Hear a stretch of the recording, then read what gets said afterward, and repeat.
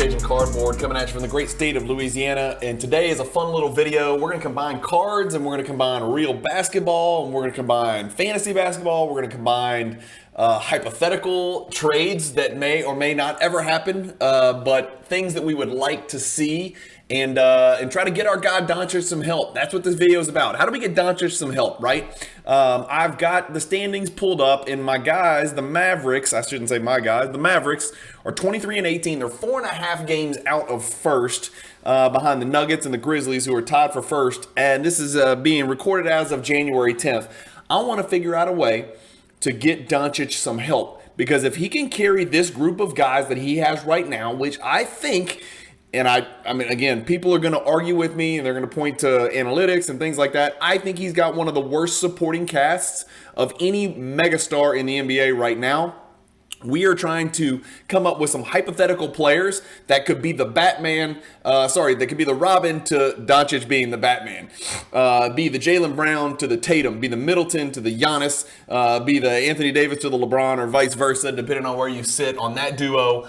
Essentially, we're trying to figure out who would be the best fit next to Doncic to put his team in a position of contention. So I've created a little slideshow here, and we're going to talk through this, and I want everybody to calm down. There's going to be some rules, there's going to be some prerequisites, there's going to be some explanations needed, but just please keep this in mind. This is a hypothetical, right? These are who would be the best 10 fits next to Doncic. And so I've created a list, and here we go. So a couple of notes first before we get cranking.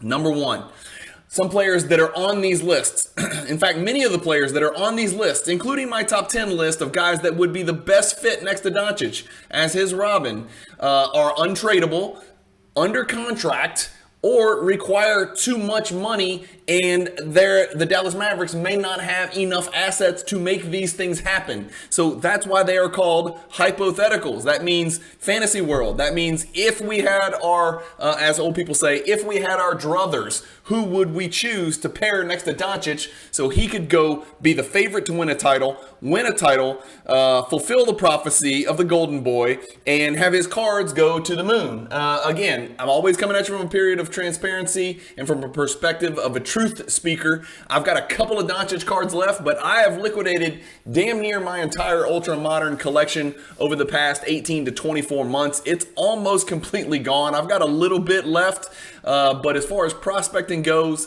those days are nearly over, except for a couple of Kevin Porter Jr.'s and Anthony Simons I have left. So we're talking about who we can put next to Luka Doncic so he can take over the world and become that transcendent, historic GOAT that we all see glimpses of and think he could be if you put the right parts around him. What you've got to remember is guys like LeBron, guys like Jordan, they played with trash around them for many years. It didn't just click right when they got to the league. Those original Cavs teams were horrific, man.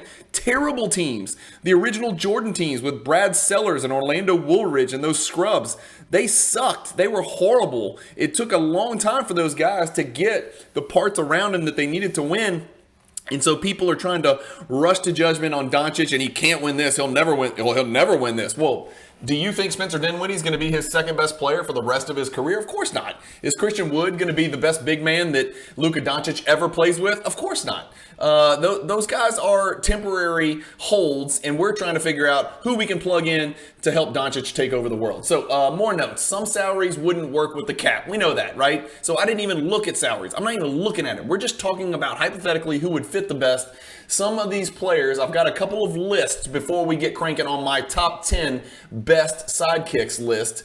There's a couple of lists. One of them is the not good enough list. These are players that are very good basketball players. They're very good NBA players. They may even be borderline all NBA players or have already made an NBA All-Star team, but they're simply not good enough in that they would not put Doncic over the top. We're going to get to that list. But some of the guys on that list are on that list first. But even if they were good enough, they would not be good fits. And so they did not make my top 10. So there is some overlap between these precursor lists, which we're about to look at. Let's assume there's no other roster changes with Dallas. So we're simply talking about adding a particular piece. Which piece would you add next to Luka Doncic that would benefit that team the most today, right this second? So again, just to reiterate, these are hypotheticals. Don't come at me with Jaylen Brown's contract's too big. The Celtics would never trade them. Jaylen Brown wouldn't want to play for Cuban. Jaylen Brown doesn't like southern warm weather. Don't give me all that crap. I don't care about that. These are hypotheticals where we get to put our pieces where they fit the best and create the puzzle that gets Doncic to a championship and transcendent superstardom. What are the needs? This is basically, what does Dallas need? What does Luka Doncic need to take this team to the promised land? Number one, he needs another ball handler / playmaker to reduce his load. Right now, his secondary ball handler and his primary playmaker other than himself is Spencer Dinwiddie. That's not good enough. If you look around the league, the best sidekick on the 30 teams, Spencer Dinwiddie is 30th. I don't care what team you look at. You can look at the Rockets. You can look at the Pistons. Well, maybe not the Pistons. Well, maybe the Pistons. I don't know. Bogdanovich and Dinwiddie are probably what and what. But you can look at the Magic, the Kings, the Pacers. Go down the list. Spencer Dinwiddie should not be the second best player on this team. Or Christian Wood, or fill in the blank. Whoever you think is the next best player, it should be someone better than that. And that's what we're looking at today. Doncic also needs a defender who can cover up his lone deficiency, which is moving his feet and keeping the offensive player in front of him. Doncic is not a disaster in the post, but he struggles to guard his position, whatever that position is. He plays pretty much three positions, but defensively, that is where Doncic is at his worst. And so it would be nice if you could plug in these guys that we're going to look at today. If the person you plugged in would be a two-way player who was an elite defender, or at the very least an above-average defender that could cover up some of Doncic's deficiencies. He absolutely must, and this is almost a prerequisite, unless you're just a truly elite defender or a truly elite playmaker, you need to be a proficient shooter. You can't be a bad shooter. We'll put it at that. Russell Westbrook's not going to appear on my top 10 list. Let's put it that way. Even though he's a good player and even though he's a good playmaker, he's obviously not a great defender either, but you're not going to see PJ Tucker. You're not going to see Dylan Brooks. You're not going to see guys that are allegedly really good defenders who can't shoot a basketball. Luguentz Dort is not going to appear on my list. They've already got that. His name is Dorian Finney-Smith.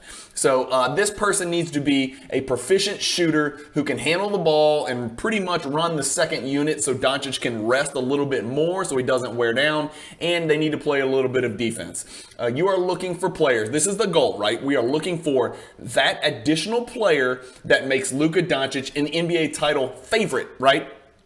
Argue all you want to. I don't think the Mavs have what it takes to win an NBA title. I don't see any way in hell they're going to win these 7-game series after 7-game series relying this much on Luka Doncic. I know he got close last year, but I truly believe that was an aberration. I don't see that happening again. There's just too many other teams with too many weapons and too much depth for this Mavericks team to get through that. It's just asking too much. Even if you think Doncic is the best player in the world right now, which I won't argue with you, he is in that conversation. It's asking too much, and I don't think they can do it. We're looking for that sidekick that can put the Mavericks over the top to become a franchise favorite, not just a contender, a favorite. So here is a list of other franchise alphas. In other words, these guys are not in play. Okay, so I've eliminated these guys from the equation. Any of these guys, if you added next to Luka Doncic, they immediately become the favorite to win the NBA title, in my opinion. Jokic, Embiid, Giannis, Anthony Davis, Durant, SGA, Curry, Zion, Tatum, Morant, Devin Booker, Trae Young, Kyrie Irving, Kawhi, LaMelo Ball, Mitchell, Edwards, Anthony Edwards, that is, Donovan Mitchell, that is, Damian Lillard, LeBron, and I included Tyrese Halliburton. These are guys that are true franchise alphas. If you said, who's the best player on this team, you're going to get these answers. And I know I got 2 Lakers on there, and I have Irving and Durant on there, but honest to God, those are 2 super franchise players that just happen to play on the same team. I included guys like LaMelo Ball and Halliburton because those are the clear alpha franchise cornerstones, and I don't see a way those guys would ever get over to the Mavericks because the Mavericks have nothing to send back in return. And those 2 guys are like purely, truly the cornerstone future of those franchises. So I just included him on this alpha list. Not that either one of those guys would have fit with Doncic and Dallas anyway into my top 10 list. So those are the true franchise alpha type guys. And again, Trae Young would be a horrific fit in Dallas Giannis. And so even if Trae Young wasn't on this alpha list, he would be on the list of maybe good enough, but not a good fit. And we're going to get to those lists next. The not quite good enough list. So these are guys, and I couldn't list every damn player in the NBA, but this is it's not an exhaustive list, but it is at the very least comprehensive, and I'm sure you'll agree with me. These are guys that would unquestionably help the Mavericks. It might even give them everything that they need to certainly win the West or become a legitimate title contender, but it's not a surefire lock to make them a title favorite and almost an inevitable NBA champion. So these are guys that are just not quite good enough. And the list varies. Like some of the guys on this list are much better than others, but that's Jaren Jackson Jr., Ayton, Gordon, Turner, Giddey, Brogdon, Maxey, Chris Paul, McCollum, Mobley, Jarrett Allen, Van Vliet, D'Angelo Russell. We're talking about all-stars here, right? When we talk about Van Vliet and Allen, McCollum, Chris Paul, guys like that. We're talking about all-stars in the NBA. Jalen Green, Kevin Porter. These are good but not good enough guys. Jeremy Grant, RJ Barrett, Wiggins, Anunoby, DeJounte Murray, Franz Wagner, Randall Brunson, Keldon Johnson, Michael Bridges, Kuzma, Gobert, Cade Cunningham, John Collins, Tobias Harris, Scotty Barnes, Michael Porter Jr., Draymond Green, Anthony Simons, Tyler Hero, and Adebayo, right? These are all guys that at some point in the next, or maybe they already have made an all-star team, but at some point in the next 3 or 4 or 5 years, I could see any of these guys taking a step and making an all-star team. I don't think I've put anybody on this list that has no chance whatsoever to ever make an all-star team in perfect circumstances. Maybe Buddy Hield, maybe a Brogdon. Those days are over, right? But these are very good players, but not great players. And I'll be honest with you, Brogdon and Hield would probably be the second best player on the Mavericks today if you added them. So would these players improve the Mavericks? Absolutely. But would they make them a title favorite? Would it be, the straw that breaks the camel's back and just makes them a clear-cut, overwhelming odds-on favorite in Vegas? No, they're not. And so that's why they're on this list. Good, but not good enough. Next list. This is good enough. This is a list of players who I think if you put them on the Mavericks, it makes them extremely elite. It makes them extremely elite, and they may even get my betting dollar, but it's a bad fit, right? So these are players that are talented enough, and they would maybe put another team over the hump and make them the NBA title favorite, but it wouldn't work for the Mavericks because of the way they play basketball, because of the way Doncic dominates the ball, because of how slow they play, because of how ball dominant he is, and how he's a puppet master who orchestrates the offense, and every single decision runs through the hands of Luka Doncic. For that reason, these players, although they may be good enough, would not be a good fit.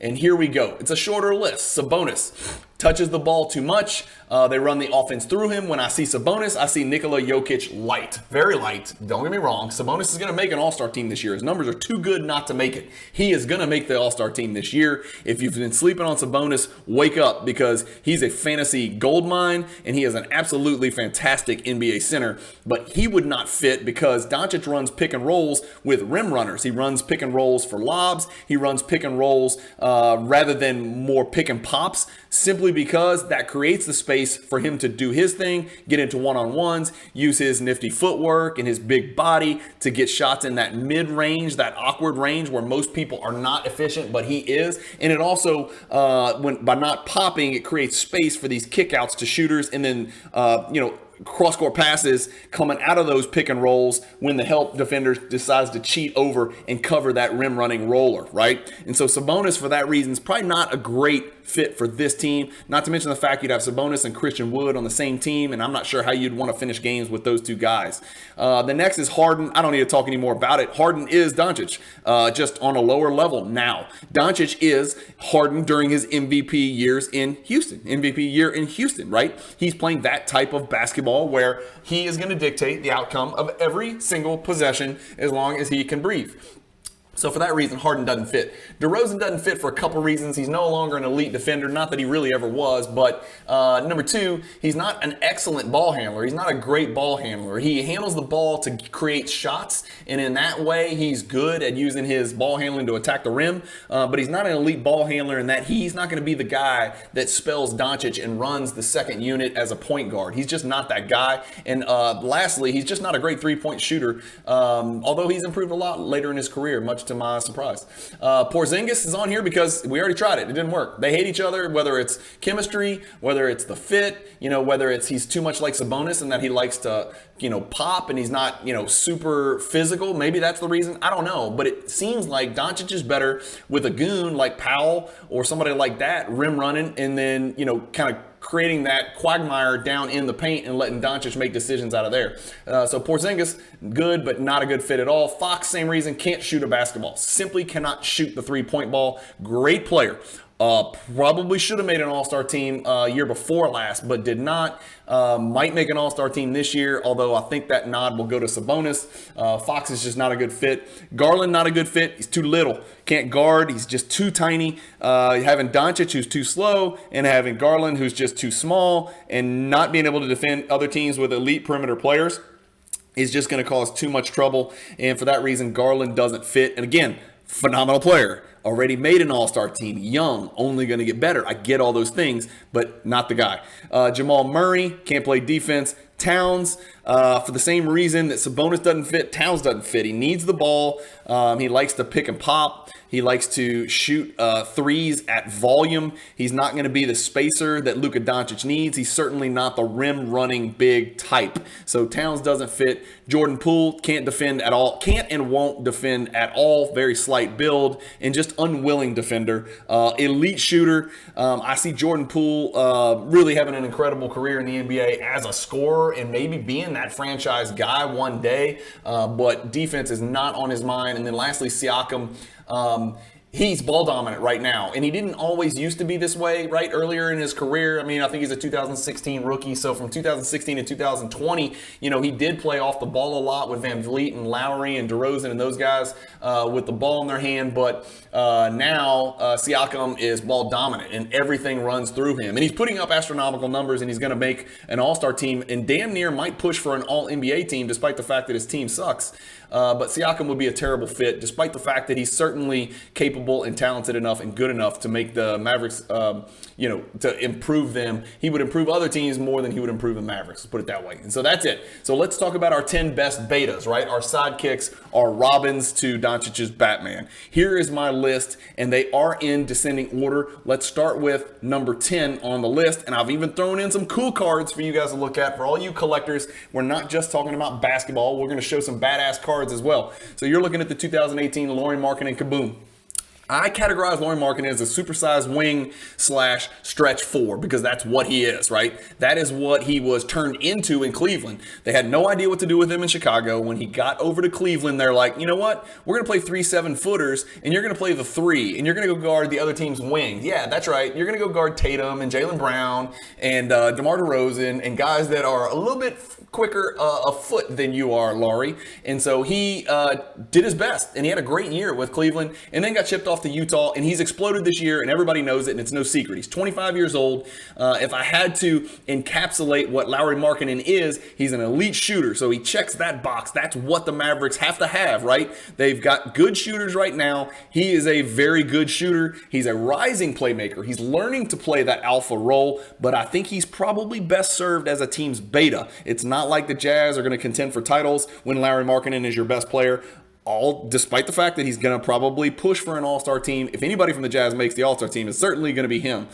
He's a rising playmaker, meaning he's improving at that aspect. He's not quite there yet, and he's probably not your second unit point guard, right? Dinwiddie would still have to do that and take up that role. He's a good post and face-up threat and getting better. He's a little nastier than you think. His nickname is the Finisher, and he's from Finland, which is probably the coolest nickname, one of the coolest nicknames in the league. He's got a tremendous basketball IQ, and he's a great pick and roll option because he can do either or. He can even run the pick and roll with the ball in his hands. So up and coming, great player. He's number 10 on my list just because you'll see the 9 guys that I have in front of him are probably just a little bit better fits. But wouldn't it be something to watch him and Doncic next to each other with their tremendous skill sets and ability to shoot the basketball? So Lauri Markkanen is my number 10. Number 9 on the list, I got Desmond Bane.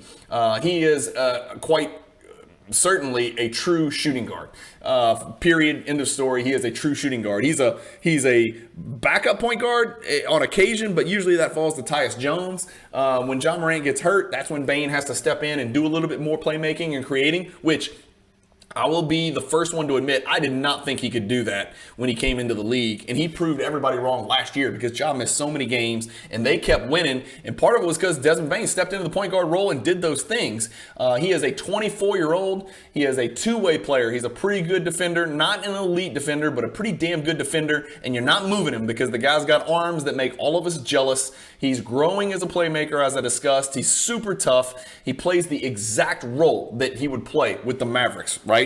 That is the exact role that they would want him to play. He would play exactly the way he plays with the Memphis Grizzlies right now, which is the beta to Ja Morant's alpha. He would be the beta to Luka Doncic's alpha. And he's a career 43+% three-point shooter, and that ain't going anywhere. He is shooting the piss out of the ball, always has, always will, and that's exactly what Doncic needs. The only difference between him and a Dinwiddie and Tim Hardaway and some of these other clowns that are out there is that when Ja Morant puts the ball on the floor, he can also score in the mid-range, and he can also get to the rim, and some of these other guys, not so much. So, humongous upgrade there. He's my 9th best fit next to Doncic.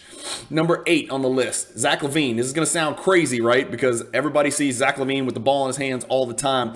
I think he can play off the ball. I really do. I don't think he's a point guard. I think most people would agree. I've got him listed as a combo guard because he's had to play so much point because of Lonzo Ball's devastating and quite mysterious injury. Like, what in the hell has happened to him?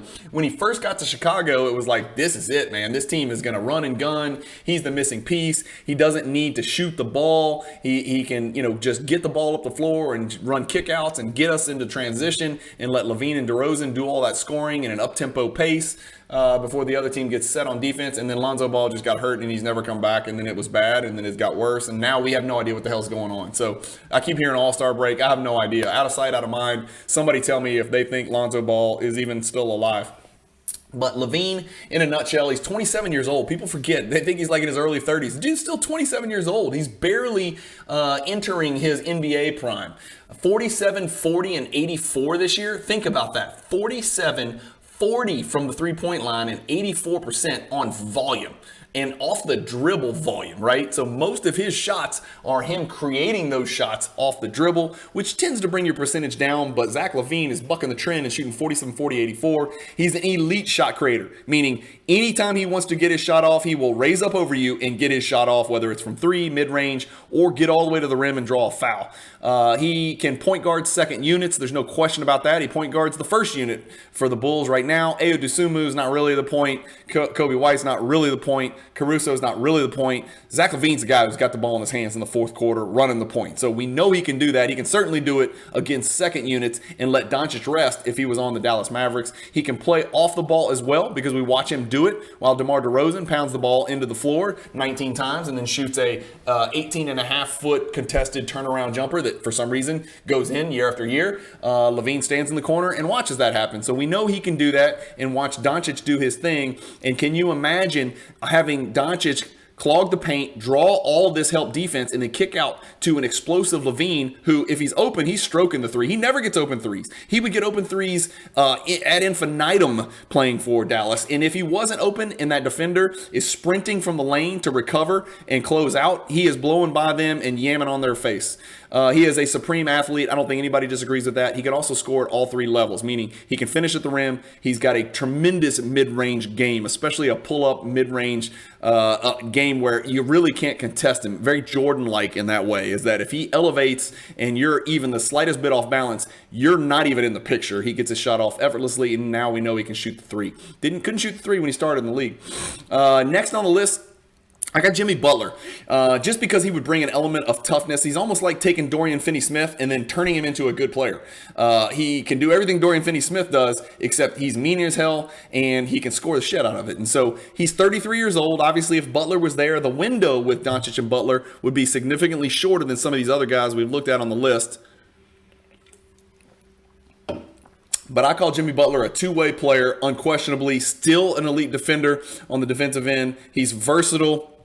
can score the ball in a bunch of different ways, can play in all sorts of different ways. In the up-tempo, he's a good transition player. He's a good half-court player. He's a good ISO player. He can play pick and rolls. He can play pick and rolls as a ball handler. He can play pick and rolls as a screener. He can shoot and make open threes. He can do a little bit of everything. He's a guy who wants to win right now because his window is closing. And as we've talked about, his toughness, like Bane, would just bring a tremendous element to a relatively soft Mavericks team. And we know Jimmy Butler's got NBA Finals experience because he took his Miami Heat team there unexpectedly a few years back. Number 6 on the list, we're looking at Chris Middleton. I've got a beautiful 2012 Gold Prism Black Label, highest priced Chris Middleton card that has ever been sold, I think. Don't quote me on that, but I think. But he is what I call a power ISO wing. So he's a wing, but he powers people. He doesn't blow by anybody. He's got a lot of Carmelo Anthony to his game. He's still only 31 years old, so right square in the middle of his prime. He's working his way back. He had wrist surgery in the offseason. Now he's working through some knee soreness. He's supposed to be back in the next couple of days. Again, I'm filming this on January 10th, so forgive me if this is a little outdated. I call him a 1.75-way player, right? I don't want to go so far as to call him a 2-way player, although I would have easily a couple of years ago.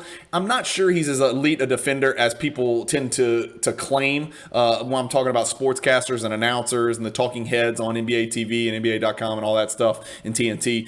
I think he's a 1.75-way player, meaning he's a very good offensive player, very, very, very elite isolation offensive player, but he's a little bit better than average defender. He's a 3-level scorer, no question about that. He can play off the ball because he does it every single game. He can also play with the ball in his hands. He's an elite post player. He's an elite isolation scorer. He is a fourth quarter specialist because we've seen him put the Bucks in finish games with the Bucks on his back time and time and time again. And he is an NBA champion. And that, my friend, has tremendous value. The one thing I don't think Middleton is I don't think he's that guy that can take the ball handling load off of Doncic the way some of these guys that you're about to see in the top 5 could. So let's keep cranking. Number 5 on the list.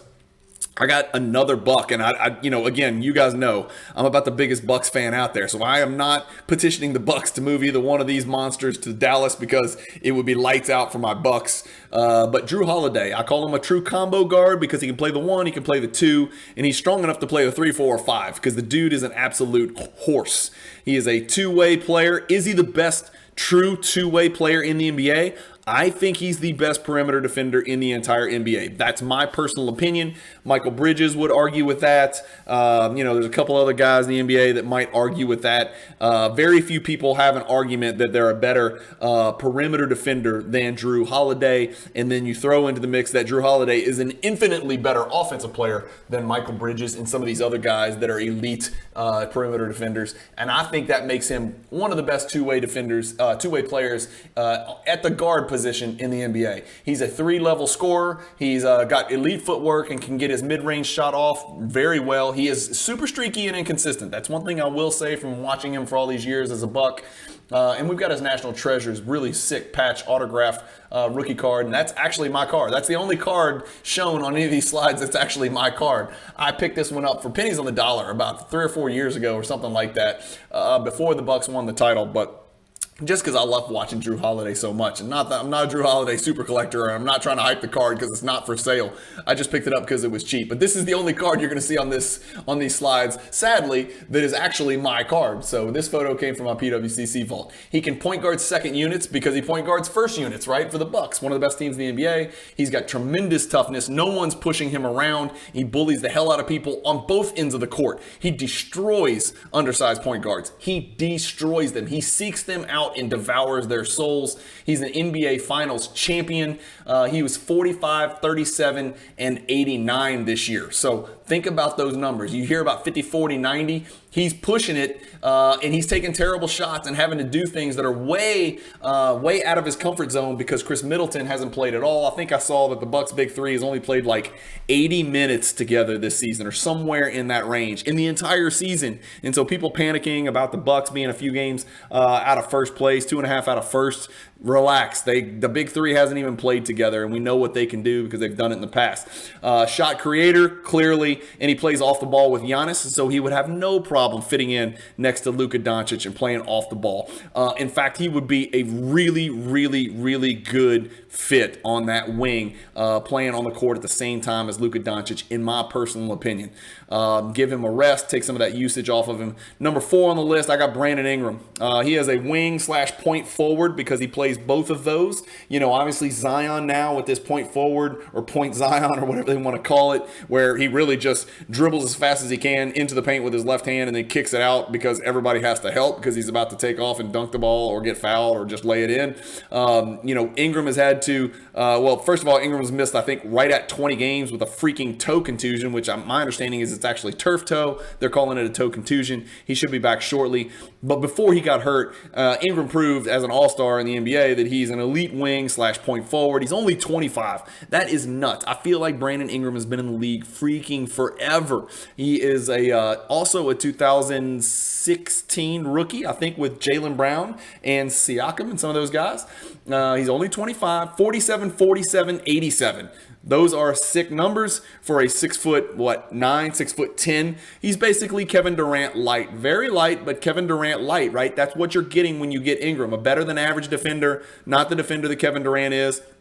A much better than average scorer, not the scorer that Kevin Durant is, but he does Durant-like things at a little bit lower level. He's super versatile.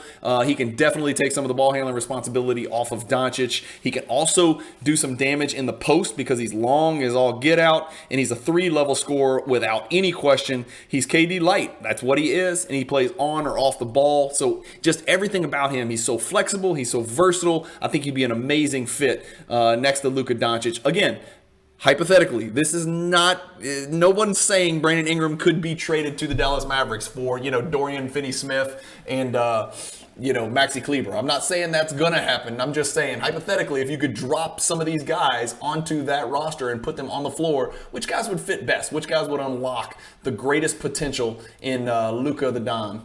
And Ingram was number 4 on my list. Number 3 on my list is Bradley Beal. Bradley Beal's a true shooting guard, right? We'll call him a wing as well, but he's a true shooting guard. And actually, after John Wall's injury, he's had to kind of transition into a combo guard, which means he does pick up the point guard responsibilities here and there. Just a very good scorer. He's age 29. He's a little bit older than I thought he was, to be quite honest with you. He is a two-way player. He's no longer, a truly elite defensive player, but he's a much better than average defensive player, and he's somebody that I would like to have, next to Doncic in a playoff series to cover up some of Doncic's deficiencies because he can guard 1s and 2s and even 3s. He can point guard second units because he point guarded the Washington Wizards for years now, which is basically a second unit, even though their first unit is basically an NBA second unit. He's desperate to win. He's never won. He's probably sick and tired of getting his ass handed to him and all the excuses and all the money they gave to John Wall. He's played off of John Wall, so we know he's going to have the ability to play off of Luka Doncic and fit in on that Mavericks roster and on the floor next to Luka, who's so ball dominant. He is elite off the catch, and he is a 3-level scorer and a decent creator. I shouldn't even say decent. He's a very good creator, and very Zach LaVine-like in that way. Not so much with the super supreme vertical athleticism, but with exceptional footwork, creating space to get off clean looks. 3-level scorer for sure. So Bradley Beal is number 3 on my list. Y'all have any idea who's number 2 and number 1? It's a lot to digest, and it was a huge-ass cast net that I threw out there, so it's probably tough. But number 2 is Jaylen Brown. I got his 2016 green prism on here, which is probably not as valuable as it should be, like most of his cards. But Jaylen Brown is a true wing. He is a true wing in every sense of the word in the NBA. He is a 2-3 over there on the wing. He's a clear two-way player. He's an elite perimeter defender, probably the second best perimeter defender on this list behind Drew Holiday. If I had to guess, he's a 3-level scorer as well. His mid-range game is improving every year. His three-point shooting is improving as well. He is a wing bully in transition. If he's got the ball in transition with a head of steam in a very LeBron-like way, he's going to get to that rim or get fouled one way or the other. Period. End of story. He is a little more athletic than people realize. He is on the uptick of his peak, right? So So we haven't seen the best of Jaylen Brown. So if you dropped him into, American Airlines Arena next to Luka Doncic, you're probably talking about a 7-year span where he's in his prime. He is right at the cusp of the beginning of his prime in the NBA. He's got NBA Finals experience. In fact, he outperformed Jason Tatum, whether it was due to Tatum's injury or slight injury or nagging injury or not. He was the one who stepped up and almost carried the Celtics and put a ring on that team's fingers. Jaylen Brown was the one that stepped up and quelled any doubts as to whether or not he can be, open quotes, the man, close quotes. He did, and he was, and they just didn't have enough in the tank to get it done. He can and is playing off the ball because Tatum is a little bit more ball dominant. Their usage rate is relatively similar, but usage rate doesn't exactly tell the whole story. Tatum seems to bounce the ball a little bit more. He seems to be in possession of the ball a little bit more, which is really not what usage rate measures.